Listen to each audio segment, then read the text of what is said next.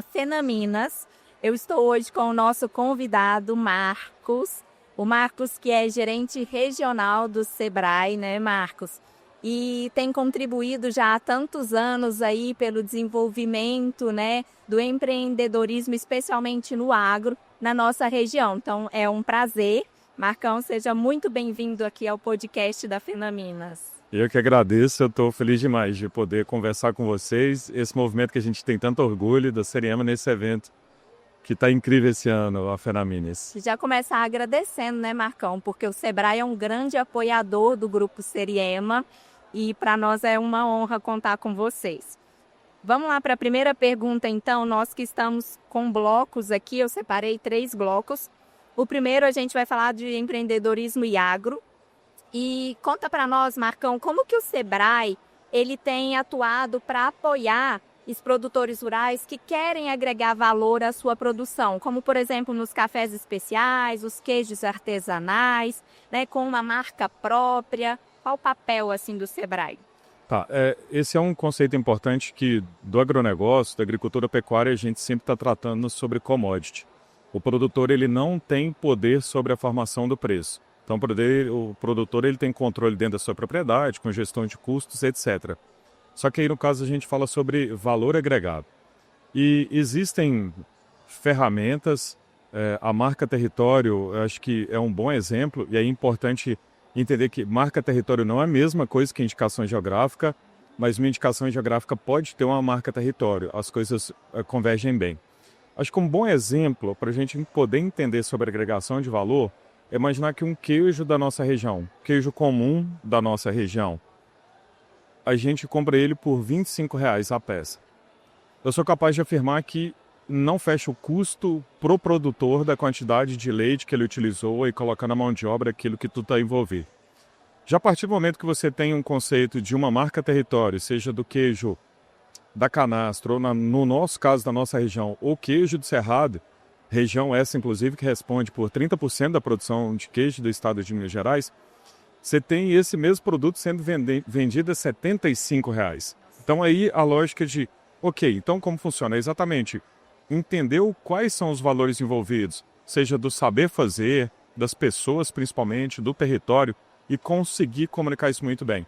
Mais do que nunca as pessoas, o mercado consumidor, ele valoriza muito aspectos como a sustentabilidade, mas qual é a real história do produtor? Então, marca território, seja para cafés especiais, como da região do Cerrado Mineiro, o queijo do Cerrado, o hortifruti de São Gotardo, são estratégias que, na essência, a gente tira do conceito de ser commodity e cria a condição do produtor ter poder sobre a comercialização do seu produto. Muito bacana e faz toda a diferença, né? Realmente agrega valor. Marcão, você percebe uma mudança de mentalidade dos produtores em relação à gestão e à inovação? Sim, a gente, principalmente no caso, é importante fazer um recorte da nossa região. A nossa região, nos últimos 50 anos, o Cerrado Mineiro se transformou uma das mais importantes regiões agrícolas, né, do agronegócio do mundo, e é um movimento, primeiro, muito natural de sucessão. Então, até pelo orgulho que existe da atividade, você vê na agricultura, no caso do café, no caso das lavouras brancas, da hortifruticultura, dos filhos retornando às propriedades com uma excelente formação, aliado também a uma região que permite muita adoção de tecnologia, o que naturalmente é de interesse dos produtores rurais. Então você vê que principalmente com o processo de sucessão, chegada de uma nova forma de pensar, naturalmente, inclusive, arrisca falar que boa parte dos empreendimentos rurais da nossa região, eles contam muito mais vezes com pacotes tecnológicos de inovação e gestão superiores, inclusive, a empresas urbanas. Legal. Vamos agora por protagonismo feminino do agro e nos negócios. Como Seriema, né, a gente tinha que falar com certeza do protagonismo feminino. O empreendedorismo feminino ele vem crescendo muito no Brasil, né, Marcão, mas ainda enfrenta muitas barreiras. Como que o Sebrae ele tem atuado para apoiar essas mulheres empreendedoras aqui na nossa região? Ana, é legal isso, assim, que esse é um assunto que ele é muito importante para mim.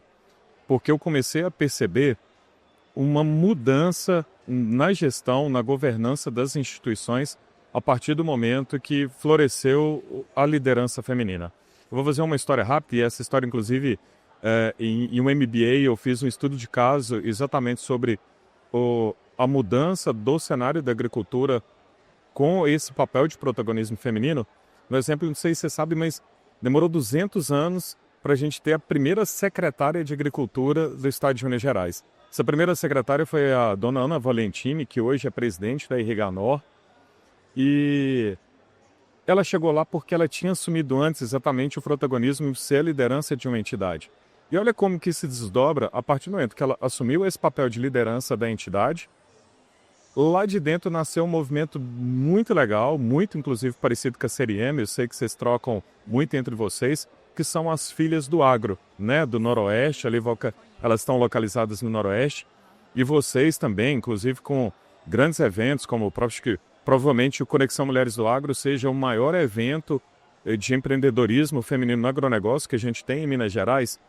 E o Sebrae tem uma estratégia para isso. Nós temos o Sebrae Delas, é uma estratégia nacional, mas que a gente fica muito feliz de 1/3 das ações do Sebrae Delas hoje acontece na nossa região, no Alto Paranaíba, do Noroeste, entendendo que, sim, o protagonismo feminino no empreendedorismo, no agronegócio, traz um olhar completamente diferente, agregador e que está fazendo uma diferença muito grande na nossa região. Sou testemunha direta disso. Ah, que bom. Então, na sua opinião, o que o olhar feminino, acho que você já até falou um pouco, né, Marcão? O que o olhar feminino agrega ao ambiente dos negócios, mas dos negócios rurais, assim, de uma maneira especial, reforça um pouco mais para a gente, além do que você já disse nessa primeira pergunta? Acho que, primeiro, essa visão holística, uma capacidade de ter uma visão maior do todo que acontece ao mesmo momento, de ter uma visão completa do empreendimento rural. Uma outra questão muito importante está sobre a liderança de recursos humanos. Acho que para todo mundo, assim, não só para produtores rurais, mas para todos os empreendimentos, um grande desafio que a gente tem hoje é exatamente mão de obra. Se você for perguntar para 9 em cada 10 negócios, eles sempre vão trazer a dificuldade que existe em relação à formação, retenção de talentos. E a presença feminina, e mais uma vez a gente consegue ver isso nas entidades como cooperativas, associações, ou os movimentos que a gente tem, como a Seriema e a própria Filhas do Agro, desse olhar diferente na gestão dos recursos humanos, permitindo que a gente possa ter uma maior retenção de talentos, enfim, que a gente tenha uma menor rotatividade de pessoas. E, naturalmente, uma habilidade que acho que já vem do preparo, da organização, em relação a conduzir as propriedades rurais para que elas sejam mais efetivas na gestão do seu negócio e não simplesmente produzam por produzir. Bacana. Partindo para o terceiro e último bloco aqui, a gente vai falar um pouquinho sobre inovação e transformação nos negócios. A gente sabe que inovar não é só tecnologia, né? Então, o que significa na prática inovar no agro ou nos pequenos negócios para você? Tá, acho que a sua pergunta ela já resume bem. Inovação não é pacote tecnológico. Inovação, mais do que nunca, precisa ser uma competência, que é a forma como a gente pode entender de melhoria contínua e facilitação de processo. A gente tem um dos exemplos mais legais sobre como inovação não é tecnologia pura e simples, com a própria questão da cafeicultura do café regenerativo na nossa região. Veja bem, o café regenerativo, ele, hoje, através da parceria com a Ilha, vai para mais de 140 países do mundo todo, e a grande inovação está exatamente em conseguir fazer a convergência entre a produção agrícola de forma que não afete todo o ecossistema que está em volta. Como que se faz isso? Por exemplo, a partir do momento que as ruas do café, elas têm sementes de forrageiras ou mesmo têm outras plantas que atraem os inimigos naturais do cafeeiro. Tá vendo que é isso assim? Não existe nenhum pacote tecnológico formidável, a gente não está falando de máquina, equipamento, software, mas de um manejo, exatamente de técnica e manejo que são empregados. Então, definitivamente, tecnologia, pacote tecnológico pode apoiar na inovação? Com certeza, eles aceleram esse processo. Mas é fundamental entender que isso é meio. Inovação está principalmente sobre ter uma visão aberta e a vontade de querer fazer diferente para poder fazer mais e melhor. Experienciar, né, Marcão, novas coisas.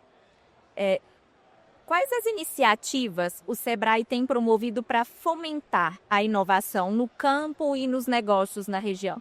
Tá. Do ponto de vista, até assim, trazendo um pouco até do pacote, que aí, né, de meios de se conseguir, o Sebrae tem uma linha de inovação chamada Sebrae Tech, que existe uma gama enorme, seja de contribuir para melhoramento genético dos rebanhos, através da fertilização in vitro, da certificação agrícola, das boas práticas de produção,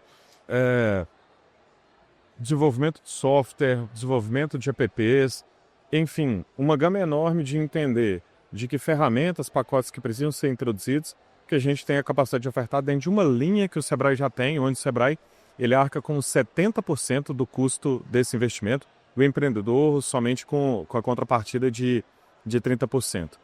Além, claro, em todas as nossas soluções de capacitação, de orientação empresarial, indo ao encontro de trazer esse aspecto da inovação como uma competência, né? De criar a condição de que os empreendedores eles possam ter um olhar inovador e sabendo que inovação não é simplesmente uma lâmpada que se liga e desliga, mas sim de uma cultura que precisa ser transformada e formada na empresa, no negócio, nas entidades, nas organizações, para poder conseguir fazer as mudanças necessárias. Muito bacana. Marcão, só para a gente finalizar aqui, então, qual conselho você daria para quem está começando a empreender agora? Olha, essa é a pergunta de milhão. Eu acho que o principal, assim, nosso país, ele é um país muito empreendedor, mas a gente tem um desafio. Se empreende muito por necessidade, ou seja, as pessoas não têm a escolha, elas são muitas vezes obrigadas a empreender em função da questão do mercado de trabalho. Então, para quem quer empreender, precisa ter muito claro o que quer fazer do ponto de vista do negócio em si. E aí quando a gente fala, mas vai se estruturar, tem um plano de negócio, mas qual é o negócio que você quer fazer parte? Eu gosto daquilo, faz sentido para mim, tem a ver com o meu propósito de vida? Eventualmente você pode, vou escolher o que vai dar dinheiro.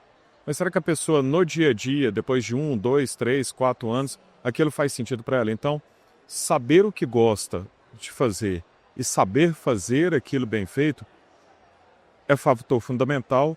E para todo o resto, que é planejamento, organização, gestão, plano de negócios, estruturação, entidades como acho que a própria Filhas do Agro, a Série M e as Filhas do Agro, que eu percebo que tem uma jornada de capacitações e treinamentos para as mulheres que estão envolvidas, bem como o próprio Sebrae, tem condição de oferecer soluções e ferramentas para quem deseja empreender, fazer com maior segurança e para que esse sonho, de fato, ele possa se tornar realidade e não um pesadelo.